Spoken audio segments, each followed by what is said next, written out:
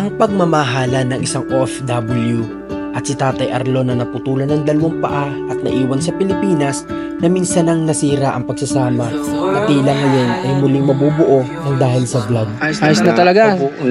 Napalinawagan ko na po siya ng maayos. Kami naman po nagka-ayos na. Ayos na po kami.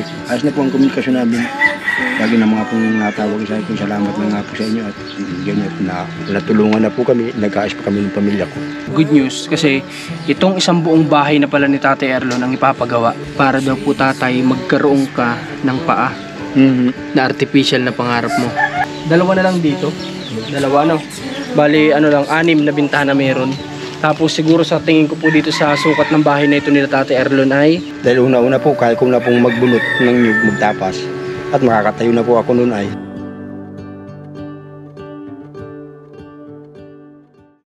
Guys, welcome back po dito sa ating channel, dito sa ating page, sa ating YouTube channel. Maraming salamat po sa lahat ng patuloy na nanonood, sumusuporta sa mga video na ginagawa namin araw-araw.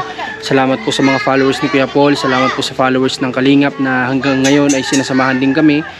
Andito tayo ngayon kay Tatay Arlon at kamustahin natin siya kasi nga nagasikaso kami ng materialis para dun sa pabahay natin kay Nanay Isin. Since malapit lang din naman yung hardware kaya dumaan na kami dito. Tara! Uy, dito ba sa tatay oh? Tay, kamusta ho? Nasa bungad lang pala si Tatay Arlon oh. Asan po mga anak nyo ngayon tay? Nagpasok po. Nagpasok? At may practice daw po sila sa sayaw at isasala na po ng maestro. May practice ng sayaw? Sayaw po. At madayo raw sila sa bayan. Dadayo? Active din po pala sa mga ganyang activities yung anak niya no? Ayun. Ayaw din siguro mapapalyahan ano? Ayaw po. Pati yung isang anak mo, yung lalaki, ay wala pong hilig yung sa pagsali-hali sa ganyan. Ay nagpasok din po magkapatid. Nagpasok din naman. Kaas lang po. Okay, at least mga bayan, hindi uma-absent din yung lalaki ano? Hindi naman po. Nakausap mo ba yung anak mong lalaki nung nakaraan? Yung panganay ko? Oo, na huwag mahiya sa amin. Nasabihan mo ba? Yung pong kapanganahin ko pong anak? Itong lalaki? Yung... Ay oo, nasabihan ko naman nasabihan na po. Ano sabi niya? Ay sabi nga raw po magkipag-usap na nagpasok naman po. Okay lang yan, ang gusto ko lang naman ay maging komportable po sa amin yung mga anak ninyo. Ano? O may saklay ka din pala? Meron din po bago. Ito yung ginagamit mo nung isa pa lang yung putol mo? Isa pa lang po. May saklay din pala si Tatay Arlon eh. Dalawa rin po niya. Dalawa? Saan galing ito? Aba, binigyan lang din po sa akin yun nung namatay na naputulan din po ng paa. Hindi naman na ginagamit. Binigay na lang sa iyo? Binigyan lang din po sa akin. Ngayong araw ba tatay, naglabas-labas ka man lang dito sa bahay mo? Hindi po, hindi pa po. Hindi pa? Dito ko lang talaga? Dito lang po. At sobrang init din naman, ano? Mainit po. Dapat mamay hapon makalabas-labas ka man lang dyan sa labas para nang sa ganun. Hindi ka ba naiinip dito tay? Yeah, naiinip po eh. Wala naman pong magawa. Ano bang pinakalibangan mo na lang dito kapag gantong panahon? Ay dyan po, mga nanonood po ng pagdadating yung mga kung dyan, nanonood ng ko ng mga manok. Nakikinood-nood ka na lang dyan. Sabong po dyan na yun. Ayun na lang yung pinakalibangan mo. Wala naman pong kwan. Kasi walang masyadong, wala naman makakakwentuhan talaga si Tatay Arlon dito kapag pumasok ng mga bata. Oo, tapos po may mga trabaho pa yung mga kalalakihan. Sa hapon ng mga nadating, edi saka lang po ako nakikipagkwentuhan. Kapag dumarating na sila. Okay. Oo nga pala tay, bibigyan kita ng update. Wala pa pala, hindi ko pa pala nisasabi to kay tatay. So, ngayon siguro ito na yung oras para sabihin ko din sa kanya kasi nga sabi ko ayaw ko muna sabihin nung nakaraan sa kanya, pero ngayon sabihin na natin. Okay tayo ganito, meron sana kaming sorpresa sa'yo na noon pa namin sasabihin. Meron kasi kami tatay mabait na sponsor na gusto sa ating tumulong o sa'yo para daw po tatay magkaroon ka ng paa na artificial na pangarap mo. Yeah, sana nga po.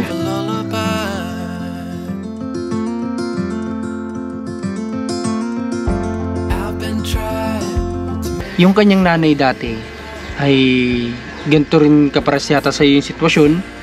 Kaya alam niya yung procedure kung paano nilalakad yung ganyang sitwasyon sa'yo. Opo. Oo, kaya alam niya yung mga kailangan gawin. Kasi ngayong nanay daw niya bago mamatay ay ganyan din parang gaya din sa'yo. Okay. So Tatay Arlon, ang kinakailangan po kasi natin medyo matrabaho talaga. At maraming beses daw pabalik-balik talaga ito sa hospital. Alam kong hindi ito madali para sa iyo. Pero yun lang daw yung magiging paraan tayo. Kinakailangan maghanap tayo ng hospital na gumagawa ng artificial na paa. At hindi daw yun yung parang kapag dala namin sa iyo, susukatan ka, babalikan natin kukunin na, hindi daw po ganun. Talagang babalik-balik tayo ng maraming beses. Kasi minsan hindi fit. So ganyan, kailangan talagang as in komportable ka na ilakad na parang totoong paa. Ganun. Ay ako po ay sir ay may nakachat po ako na doon baga po siya naggagawa nga po ng paa. Patagal ko na po yung katawagan na pinipilit nga po ako na dala nga po ng kagipitan. 3 buwan nga raw po bago makuha. Dahil nga raw po ay hindi naman daw po agad na automatic pagpunta mo roon ay mismo mo lang makukuha. Hindi po ay may marami pa nga raw pong proseso, pero wala naman pong nabanggit sa akin na magmumula pa sa doktor. Ang tinatanong lang po sa akin niya kung nasakit para po yung paa ko. At kung nasakit para po, hindi ra po talaga pwedeng sukatan. Ibig sabihin ano siya? Ano ba siya? Yung kung po talaga sila ng magagawa po talaga sila ng paa, yung siya ganito nga, instably, siya ganito nga po siya. Basta related sila sa paggagawa ng artificial na paa sa mga naputulan na paa. Parang ganoon na nga po. Okay, so saan banda yan, tatay? Sinasabi mo? Mayroon po sila ritong kuwan sa Dait. Meron po silang branch po dyan sa Dait. Branch sila dyan. Meron po. Napag-usapan nyo ba kung magkano nga abutin? Ay, ang pagkakuhan po nun sa akin, pagkabanggit ay 40. Yun naman po ay installment. Ang una pong bigay, Ilang paa yun? ay isa lang po. 40,000 installment yun, pwedeng Opo, installment. opo. Okay, sasabihin ko sabihin ko na pangalanan ko si Tita Grace, yung gustong tumulong sa tatay. Gusto kanyang tulungan na magkaroon ng paa kasi nga nakikita niya na kapag nagkaroon ka doon ng paa, ay baka marami ka pang magagawa. Ay, marami po talaga. Pagka nagkaroon po ako ng ganyan, dahil una-una po, kaya ko na pong magbunot ng nyug, magtapas. At makakatayo na po ako noon ay. Opo, tay. Kaya ko na rin po makipagkuprahan, yung kaya ko lang mong gawin na mag-iipon. Hindi ko lang po kaya mangabit yung maglagas. Pero bagay pag-iipon po, di kaya ko na po yun. Kaya mo naman. Kaya ko na po. Okay, tatay, anong gusto mong sabihin kay Tita Grace na gustong tumulong sa'yo? Abay, ako po ay maraming salamat po kung ako po talaga ay matutulungan ninyo. Tataramin ko po ng malaking utang na loob habang ako po ay nabubuhay. Kasi yun na yung magiging pag-asa mo ulit para makakilos ay At baka po, talaga pong mapagtatapos ko po yung dalawa kong anak na maliit sa pag-aaral. Galing. Diba? Kaya nga sabi ko, makikita naman natin yung magiging pagbabago kay Tate Erlon. Once na maikabit na yung paa ni Tate Erlon, makikita na natin yung mga kaya niya pa ulit gawin. Diba, tatay? Aba, upo. Kaya ako sobrang excited ako nung sinabi ni Tita Grace yun na gusto nga niyang tulungan ka sa paa mo. Sabi ko ay matutuwa po si Tate Erlon dyan sigurado kasi pangarap niya po yun. Ay, mamaya po, kuya, atukan ko po yung cellphone ko nang makita nyo po yung sinasabi ko pong... So, habang kinukuha ni Tate Erlon, iikot tayo dito sa bahay nila para malaman natin. Kasi may isa pa tayong good news kay Tatay Erlon. May isa pa tayong good news na sabihin. Pero saan ba tayo pwedeng dumaan dito? Tay, saan kami pwedeng dumaan para makita tong kabuuan ng bahay nyo? Saan? Sa likuran po. Tara, dito tayo sa likod. Ikot tayo dito para makita natin. So, bilangin natin muna una-una yung bintana. 1,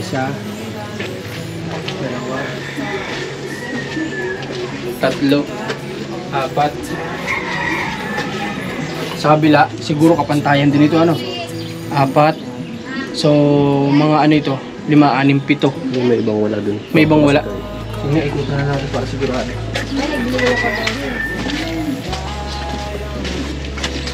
Tapos, pinakang main door pala, back door pala dito. Back door. Tapos, 2 na lang dito. 2, Bali, 6 na bintana meron.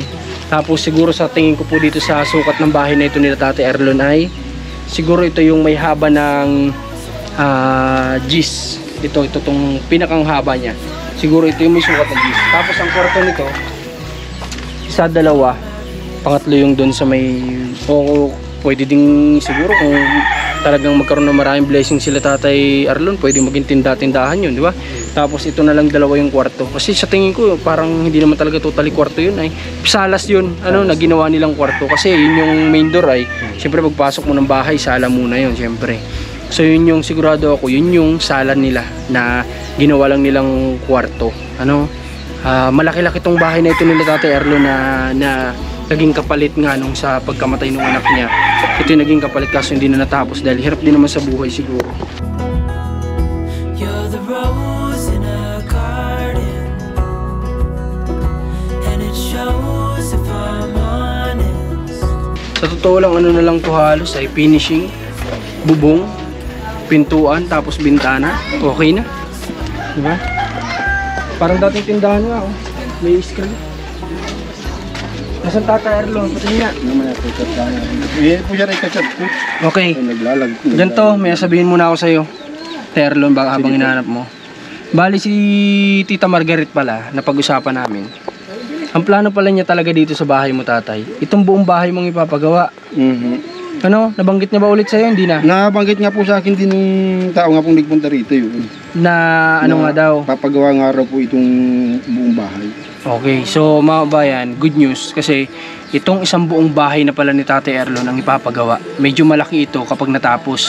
Ano sabi ni Tita Margaret? At ang nakita ko nga dito na kailangan na lang yung kagani sinabi ko nina, pintuan, finishing, bubong, bintana, tapos na, di ba? Tapos na po itong ano na to. Tapos yung flooring. Naka-flooring ba yan? Hindi pa po rin. Hindi pa rin? Okay, flooring, yun na lang siguro yung ano, yung pinakang kailangan para matapos tong bahay na ito ni Tatay Arlo. At nagulat ako doon mga bayan kasi hindi ko ini-expect na itong buong bahay. Kasi akala ko noon, ang tinatanong ni Tita Margaret nung nag-usap kami, akala ko itong ano lang, itong tinitirikan kasi akala din namin ni Rads, ito lang yung parte na ibinigay sa kanila. Hindi namin alam na itong isang buong bahay pala yun yung naging kapalit nga. Ano tayo, nahanap mo? Nagdalag na po ang cellphone po, pasira-sira na. Hindi na nabak. Wala na po. Ay, oo, nag-i-stick. Gumagalaw ng kusa. Gumagalaw na po lang kuya. Gumagalaw ng kusa yung cellphone ni Tatay Arlo. Sige, ganito na lang tayo. Hanapin mo na lang kapag ka ano, tapos pagbalik ko dito, pakita mo sa akin, ha? Ganun Chat na ko lang. po yun ay. Sige, ganun na lang po ang gawin natin. Ano? Okay. Sana Tatay Arlon parang babalik yata sila dito ng Huwebes, Tatay. Nabalik po. Dapat andito ka ha? Ay, di naman po ako naalis. Ay, baka mamaya nandiyan ka na nanonood ano, may dumating Nato po dito kuya, ng tao. yan po yung kachat ko, yung stable na yan po. Yan po dati kong kachat. Pinipilit nga po ako ano talaga sila sa buong Pilipinas? Sa buong Pilipinas nga po sila. Pero may branch po sila dyan sa Dait. Okay. Kachat ko po yan dati. Mag-i-inquire ulit tayo, ano? Hanapin ko tong ano nila, itong page nila, ha? Hanapin natin, pwede tayo mag-inquire dyan, ano? Kasi ano din, may second choice din dito ay kung sa public hospital, may mga ganyan din kasi. May mga gumagawa din sa public hospital niyan. Ako po kuya, nung ako po yung hospital po sa Naga, tinuruan din po ako. Meron din po sa Naga City. Ano sa Legazpi po. Ano po sabi sa'yo, tay? Ay, meron din po din doon lang ang nagsusukat din po ng gantong paa. Pero hindi mismo sa hospital. Yun lang po. O sa hospital? Parang sa DSWD po ng Legazpi. Tinuruan din po ako ay nabangit lang din po sa akin yung tao. O yun yung mga paraan kasi tayo na medyo makakalis ka doon. Hindi ka sobrang mapapamahal doon. Opo. Kumbaga kung gumastos ka doon ng yung 40,000 na sinasabi ni tatay, pwede makalis ka doon, maging 20,000. Mga ganyan po. May mga ano, minsan nga. Parang gano'n na nga po. Parang gano'n na nga po. Yung sa Naga City po. Medyo malayo lang dito. Malayo lang po. May kalayo lang talaga dito kasi ang Naga ay mula dito sa amin ay 5 oras papunta doon. So 10 oras balikan, dinaig mo pa ang pumunta ng Manila. Sobra pa. Pwede po. Ano, tay? O kasi kami bumabiyahe kami ng Naga eh. At narating ko na rin naman po. Oo, kasi 5 oras yun. Ano tay? 5 oras 5 oras. Oh. Eh kasi tatay nun commute pa yun. Commute ka ba o may ano? Mayroon po kami service na tricycle. Tricycle? Mahigit pong 6 na oras namin biyahe. Hindi man lang kayo nag-ambulansya? Hindi po. Bakit? Ay, nung po ay kuwan pa dyan nung ako naman po ikaw, pangalawang balik ko na po yun, mapacheck up na lang po kami. Nag-tricycle ka na. Pero nung una, kung dalhin doon, naka-ambulansya naman po. Ambulansya. Kaya ako nagtaka, bakit nag-tricycle kayo tagtag ka doon? Nung ako na lang po magpapatanggal ng tahi, nung aking una kong ito po, na-opera ko, ay nag-tricycle na lang po kami. Wala naman na po kami sa ambulansya. Nahayaan naman na kami kumasa tulong doon sa mga nanunungkulan. Okay. Kaya nag-tricycle na lang kami nun. Okay. So, mga bayan, Hindi ko lang sure, tatay, kung gusto ko sana kapag pumunta sila dito ng Huwebes, nandito din kami ay gusto ko sana. Kaya lang hindi ko pa alam kung anong oras sila dito pupunta. Ay nagpatistis na po ako kuya nung pangporma po dyan nung kwan. Nagpatistis ka? Unang nagpangporma nga po rin sa mga biga. Nagsabi na po ako rin sa aking amahin. Okay. Naglusong po kahapon.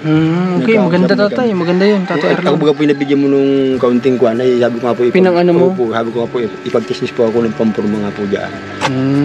Okay. Kailanganin. At di sabi ko nga po, di para pagdating po nila rito, di may kung may gagamitin. May gagamitin. Okay, matutuwa sila nito. Kasi may may pang forma na pala dun sa bubong yung tatay Ay dito po sa mga biga po. Sa mga biga. Ay, yung sa Okay. May mga magagamit na sila. Kung pagpunta dito, may karagdagan ng materyales. Hindi na talagang as in talagang walang-wala. Hindi na po maghahanap pa kung saan. Inantay ko lang pong matapos yung tatay ko, may pinapowers pa po ay. May pinapower sa pa. Kaya po inantay ko pa pong matapos. Di yun pong pagkatapos yun na pong sa akin ang susunod. Okay. Tatay Arlon, ikaw ay gano'n ka nakatagal na nagnanganga? Aba, nito lang po ako yung mapatulat. Ako po pinagbawalan ng sigarilyo. Dati nag-UC Dati po ka. ako nag-UC. Mas maganda din at natigil mo. Wala na po. May ilang na yan na natigil mo? Mahigit naman na po isang buwan. At buwan nga po nung pinagkasakta ng paa, pinagbawalan na po ako nung magbagulang ko. Kasi karamihan mga kabayan sa mga, alam nyo yun, yung mga nangingisda, karaniwan, ang talagang pangunahin nilang libangan kasi dyan sa habang nangingisda, sigarilyo, lalo na kapag gabi. Kasi yung, hindi ko alam kung alam niyo yung niknik na tinatawag, ayun yung kapag kumagat, talagang mas makati pa kaysa sa lamok. Di ba tayo? Oo, makati pa. Yung iba nga kahit hindi naman naninigarilyo, napipilitan kasi yun yung hanap buhay nila. Kung di nila minsan gamitan ng ganun, talagang kawawa sila sa niknik na tinatawag. Kaya si Tatay Arlon siguro nung naninigarilyo, ganyan. Ako po ay nadya sa ilog lagi. Laging nasa ilog. Pero ngayon, ang maganda, ang mahalaga pati, naitigil mo. Wala na po nga na lang. Yung pagnganga ang naging kapalit. Sino nagturo sa inyan? Ayun pong aking parihin. At sabi nga raw po ay tumigil nga rin sa paninigarilyo. Kaya ako tinuro ang pagnganga. Kaya sa na po natanggal ko na ng paninigarilyo. Okay, mabuti naman. May tanong lang ako sa itay. Kamusta? Nagkausap na kayo ng misis mo? Ayos na po. Ayos na? Nagkausap na po kami kagabi. Ayos na talaga? Opo, napalinawagan ko na po siya ng maayos. Kami naman po yung nagkaayos na. Ayos na po kami. Grabe, ang dami ding magandang nangyayari dito kay Tatay Arlon. Kahit pa paano mga bayan, di ba? Paggawa tong bahay nila, magkakaroon siya ng paa. Tapos, nagkaayos sila ng asawa niya. Ayos na po ang komunikasyon namin. Lagi na mga pong natawag sa akin. Salamat na nga po sa inyo. At ganyan na natulungan na po kami. Nag-aayos pa kami ng pamilya ko. Galing naman. Ayos naman na. Galing nun. Yan ang magandang yan ang pinakamagandang narinig ko na nangyari ngayong araw. Yung naayos nag-aayos sila ng misis niya. Kasi sabi ko nga, kaya pinipilit ko sa Tatay Arlon na gusto kong maringgan siya ng magandang sasabihin niya noong nakaraan. Kasi syempre doon din medyo mahabag din yung kalooban ni misis mo, di ba? Kung maringgan ka ng kung ano yung totoo mong nararamdaman, sabi mo mahal na mahal mo mahal na mahal niyo mag-iina si misis mo. Kaya sabi ko kapag narinig to ng misis ni Tatay Arlon, siguro naman kahit paano matatouch yung puso niya para magkausap kayo. Pero ano ba tatay ang dapat tatay meron kasi kayong usap sa schedule kung paano kayo tatawagan kasi kung marami nga din naman talagang gawa. Ay ang napag-usapan po namin at yun muna po ay katulad po kanina ay alas 11 po rito. Doon po ay alas 5 alas 6 po ng maga. Ay gising na po siya. Ay ang sabi po niya sa akin, bago daw po siya pumasok, siyempre di pa po nag-uumpisa. Ma-chat muna po siya sa amin, tapos matawag. Yun po ang napag-asundan. Yun ang maganda. Parang... Basta po araw-araw, ganyan po ang gagawin niya. Di bago po siya magtrabaho, maampisa po sa maga, nakapag-usap na po kami, nakapag-chat na. Tapos hindi na po ako maghahanap ng tawag o chat. Nung pagkakumpuno yun, gawa ng trabaho na yun. Po siya, nakalaan na yun para sa trabaho. Para po sa trabaho. Kaya po kami, ayos na po. Ganda Basta ganyan lang po ang gawa niya namin, mag-asawa. Tuwing bago siya po mag-umpisa ng trabaho, ma-chat muna po, mag-ausap muna po kami mag-ama. Maganda naman yung nangyari mga bayan. Natutuwa naman ako. Kaya sana magdire-diretso. Tsaka kasi yung mga bata din kasi na lulungkot lang din siguro kasi nga malayo yung mama nila. Kasi syempre, yung iba dyan, mga estudyante hinahatid nung nanay, ganyan. Siguro nakikita din ng mga bata. Syempre, kailangan lang din natin ipaliwanag sa mga bata na kailangan kasing gawin yun ng nanay nila para din masuportahan yung pangailangan din nila, di ba? Kasi malaking bagay din yung natutulong ni misis mo, di ba? Parang ganun Sa pagpapadala lang, malaking bagay din yun. Yung sakripisyo niya. Alam mo, tatay, ako kasi OFW din ako. Galing akong abroad bago ako naging ganito. Kaya alam ko yung hirap sa ibang bansa. Bawal kang magkasakit. Bawat minuto bayad. Kailangan mong kumilos ang kumilos. Tapos, alam mo, ang mga Arabo tayo, hindi naman lahat. Pero karamihan, parang ano lang tayo dyan Parang wala lang tayo dyan, tayo mga Pilipino sa kanila. Kaya, minsan pa, nakakita pa ako dyan ng tinatrato na hindi talaga maganda. Kung pakainin, talagang hati-hati lang sila kasama ang driver, lahat silang katulong na 4 sa isang tinapay. Kaya tayong mga nandito, kailangan natin ding unawain yung mga misis natin na nasa ibang bansa o mister. Kasi ang kailangan nila ay pangunawa natin. No, tay? Oo. At least, ayos naman na po kami at least ngayon. naman iayos na. Yan ang maganda. Sana maging okay na rin kayo nung sa side ng family niya. Sana Ayun yun, pa po yun naman ang susunod. Yun po ang susunod ko pong asikasuhin na makipag-usap po sa kanila. Yan ang maganda. Yan ang maganda naman na susunod nating malaman na kapag okay na rin si Tatay Arlon doon sa side ng asawa niya. Kasi maganda yun yung walang samaan ng loob, diba? Walang tinatanim na samaan ng loob. Kasi ang hirap baga po sa pamilya kapag kayo-kayo na nga lang may samaan pa ng loob. At saka nakakailang. Po sa lahat po. At saka nakakailang kapag dumating si misis mo dito, halimbawa bumisita, tapos pupunta siya doon, tapos ikaw hindi ka man lang makasama Hindi doon. po. Di ba? Hindi dito ka lang kasi nga may hindi kayo pagkakaunawan. Ang sama. Kaya mas mainam pa rin na walang samaan ng loob talaga. Okay. Sige, Tatay Arlon, sabihan kita kung kailan tayo pupunta, samahan ka namin. May service naman kami, sasamahan ka namin para mapating na natin yung paa mo. Ha? Pupunta na lang kami dito, dadating na lang kami dito para sabihan ka. Pero dadating kami dito, punta kami ang bukas yung punta natin ng kung saan mo tayong papagawa ng paa mo. Ngayon pa lang, sabihan ka namin para makapag-ready ka kinabukasan. Para hindi ka naman mabigla. At baka mamaya nagsasabong ka pala pagpunta namin. Ay, hindi po. Ay, banggitin na lang din po ninyo, kuya, yung kuwan po na intabli po nung dito po po, yung pinakita ko po sa inyo. Di baka po sakali diyan tapos malapit sa dai. Oo, sige. Sabihin ko Hanapin po ninyo, yung i-search po ninyo. Sige, tanda ko naman. Tatanungin ko na lang din kung anong procedure, anong kailangan gawin, tapos ipaano ka namin. Sabihin ko ikaw, Tapos may second choice tayo, pupunta rin tayo ng provincial hospital para mag-inquire din tayo. Baka mamaya same procedure lang naman, same lang ng tagal, di doon na tayo sa mas makakalis tayo. Para naman hindi naman kawawa yung tutulong sa atin. Kasi syempre pinaghihirapan din naman nila yan sa abroad yung gusto nilang itulong sa atin. Kaya kung saan tayo makakalis at pares lang naman, doon tayo pupunta. Malapit lang naman, diet lang din naman yun. Pares lang naman diet yun. Provincial na sa diet lang din naman yun.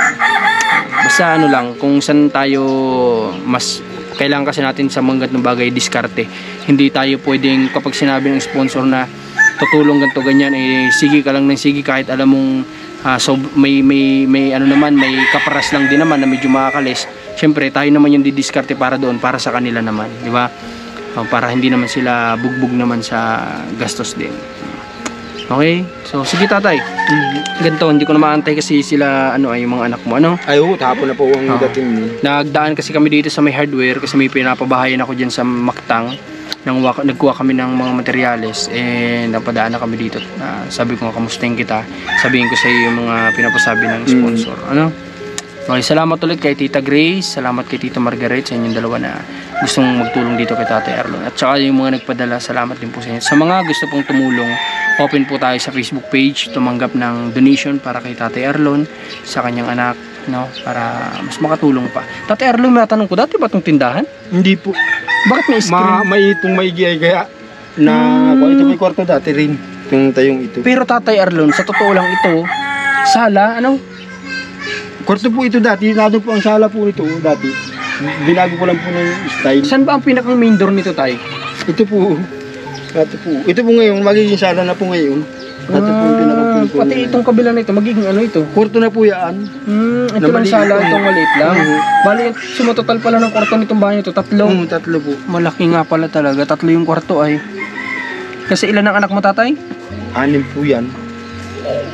6 lahat-lahat kasama yung namatay? Kasama po yung Di 5 yung natitira, pero may pamilya naman ay. Ilan yung may pamilya? 2 po yung may pamilya. 2. So, sa 5, meron pang 3 na ano? Meron pa pong 3. Itong 2 magkapatid na nakita ninyo sa vlog, tapos may isa pa.